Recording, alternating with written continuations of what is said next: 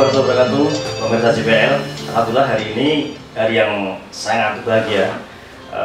Saya kedatangan sahabat saya, artis kondangnya Jawa Timur, pencetak lagu top se-Indonesia.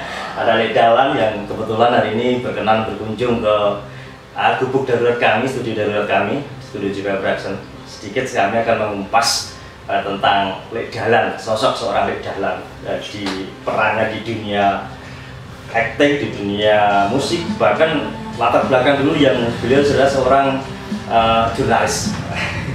Selamat siang. Tepatnya sebenarnya orang biasa yang kebetulan dapat hoki atau dapat kewahyon bisa menciptakan karya yang dikenal orang, itu aja sih. Terus ngomong-ngomong, dulu yang Ledalan itu asli jurnalis ya? Masih jurnalis, saya 12 tahun. 12 tahun di salah satu TV swasta ya? TV swasta sama Jawa Timur, cetak. media online cetak. Terus motivasi atau alasan yang didengar apa?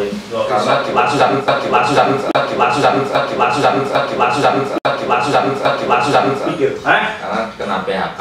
Oh, itu ya? Terus lontang-lantung 6 bulan saya nganggur, keluar rumah, pulang rumah nggak punya hasil, akhirnya menciptakan lagu. Walaupun sebenarnya saya dulu waktu SMA, kuliah sudah ngeband sih, sampai akhirnya terciptalah beberapa lagu yang mungkin sudah kenal. Ada Rosdol, kemudian ada Segede, masih banyak lagi, ada Borobudur, Sasyati, Panik Enggak. Luar biasa. Karena gara-gara dipecat, akhirnya inspirasi itu muncul. Karena dipecat itu dari itu saya. Bener dipecat ya? Saya nggak punya penghasilan. Itu pun rekaman dulu sejarahnya juga panjang sih. Saya rekaman itu dulu pernah dua lagu itu memang saya apa ya bisa dibilang nyolong, karena memakai barangnya orang tidak izin kan berarti nyolong. Saya itu jual gabahnya mertua saya. Luar biasa. Yang tahu hanya istri saat itu. Jadi itu tak jual, tak buat recording. Ya menurut saya mungkin ini manisnya sih.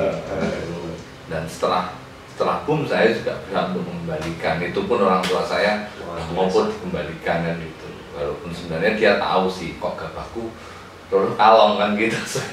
Terjiwanan ya luar biasa pemirsa. Sebetulnya bukan kesengajaan, tapi karena situasi kondisi yang sih.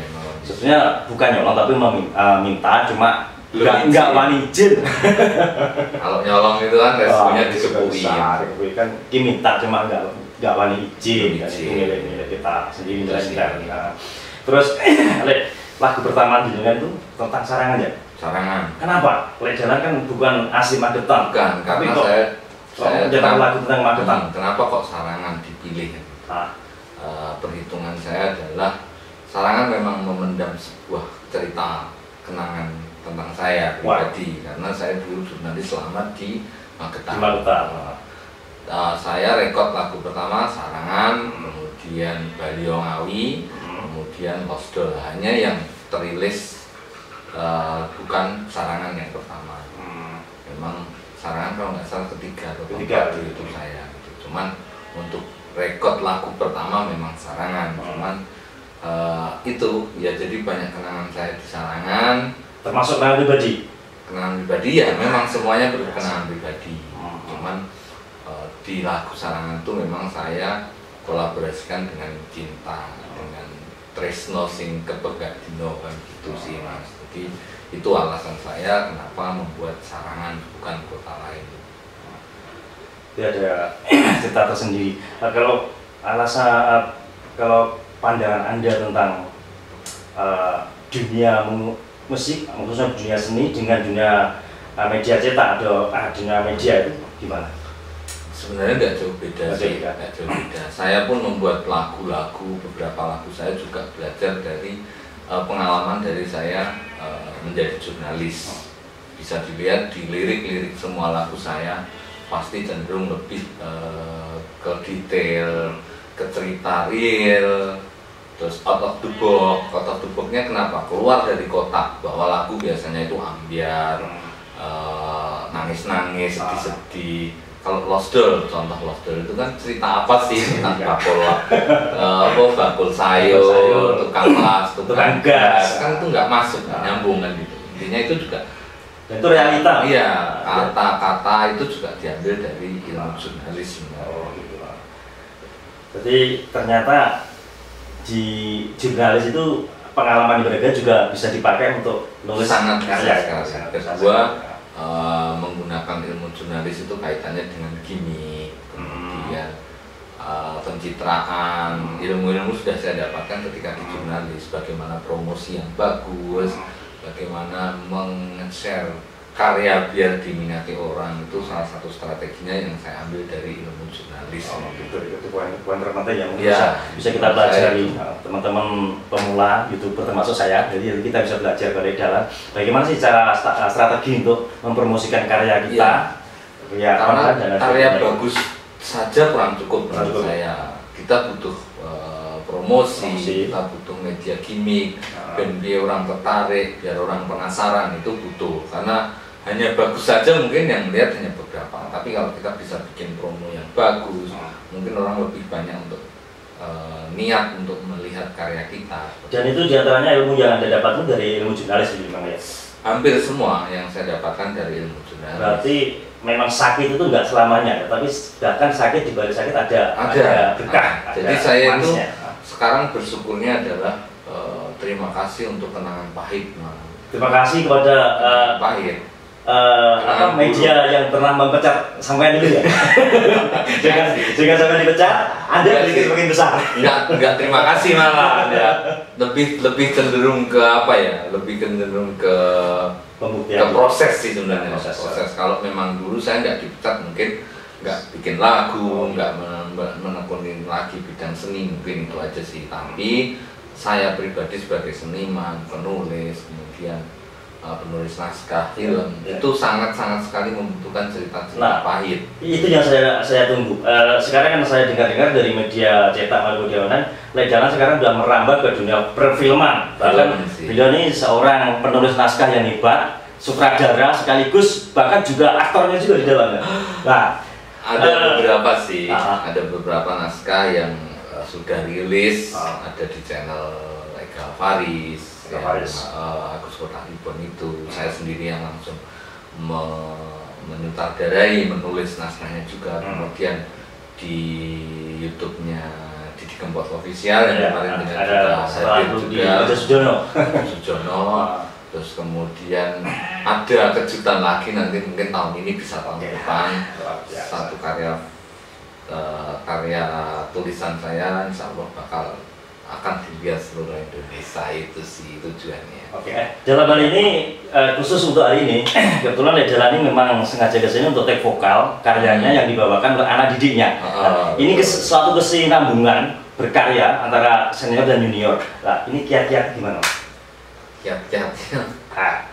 Jadi satu poin saya yang saya akui jempol, yang saya patut kita contoh adalah Lek Dalan itu ternyata tidak hanya untuk dirinya sendiri, tapi Lek Dalan juga membangun generasi penerusnya untuk dunia seni. Karena menurut saya entertain butuh generasi penerus untuk pesaing sih. Jangan menjadi entertain yang nyaman ketika tidak ada pesaing, Mas.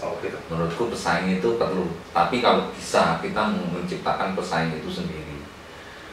Karena seorang entertainment itu pasti ada jangka. Menciptakan pesaing itu tersendiri. Iya, kita ciptakan sendiri. Berarti di dalam itu dalam dunia seni satu strategi pasti bersaing kan. Nah, kalau bisa jangan menunggu pesaing dari luar, tapi ciptakanlah pesaing sendiri untuk mengasah kemampuan kita sendiri. Satu itu, kedua ketika pesaing yang kita ciptakan besar, kita akan merasa diri kita bangga. Luar biasa, kita bisa kan. Ilmu yang luar biasa. Jadi jangan menganggap orang lain itu saingan. Kalau bisa kita rangkul, dia punya bakat atau enggak. Kalau memang punya, kenapa enggak? Bahkan kalau pesaing itu kita ciptakan sendiri, nanti kalau pesaing kita jadi besar, bahkan kita tuh ada di belakang mereka. Kita uangnya juga. Seorang seniman desa ternyata otaknya luar biasa, lebih besar. Jadi intinya seorang Lek Dalan ini bisa ada di mana saja, bisa berguna untuk siapa saja, bahkan bisa apa saja. Bukan cuma lagu, bukan cuma seorang jurnalis, tapi juga seorang sutradara, penulis juga, dan bahkan komedian.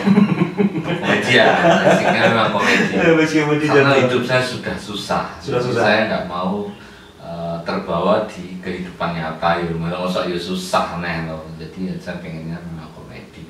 Genre tulisan saya pun juga komedi ya komedi apa komedi ya. Seperti itu. Jadi biar untuk menghibur diri sendiri, ya, minimal sendiri, khususnya untuk orang lain lebih luas. Satu lagi nih kan, mungkin ada pesan khusus nih buat rekan-rekan yang lain, minimal ada sesuatu kunci khusus atau strategi khusus untuk bisa berkembang di Ledalan. Untuk teman-teman semuanya, khususnya seniman baik penyanyi maupun yang lain, pesan saya hanya satu sih, jangan berhenti menyerah untuk berkarya. Jangan menyerah aja sih, karena kita nggak tahu karya yang kita suguhkan melalui YouTube ini ternyata boomnya nggak sekarang, bisa jadi 5 tahun, 10 tahun, bahkan banyak yang terjadi kita yang berkarya wis tuwek lagu itu boom kan lumayan untuk tinggalan anak cucu kita nanti. Itu sih, jangan pernah menyerah. Untuk saya itu aja. Jadi ya wes berkarya wae, urusan nanti boom, viral atau yang lainnya belakangan. Kalau pesan Ledalan tentang studio daruratnya JBL ini bagaimana Ledalan? Studio udah keren ya, studio keren, kopinya juga mantap.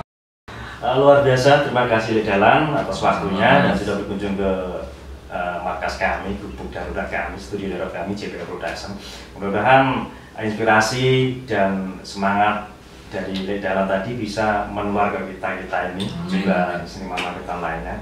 Dan tak lupa juga salam terima kasih kami untuk Ledalan yang telah mengekspor kota kami Magetan lewat beberapa karyanya, dan bahkan nanti karya terbarunya juga tentang Magetan. Jadi malah komplit nanti. Ada Ngerong, ada Sarangan, Genilang, ada Pasar Baru, tak ada siji guys. Mudah-mudahan tambah sukses, dan sukses terus dan terus berkarya gitu kan. Siap. Dan jangan lupa like, share, komen. Jangan lupa ya. YouTube. Like, share, komen, subscribe channel YouTube JBL Production. Siapa Dalan.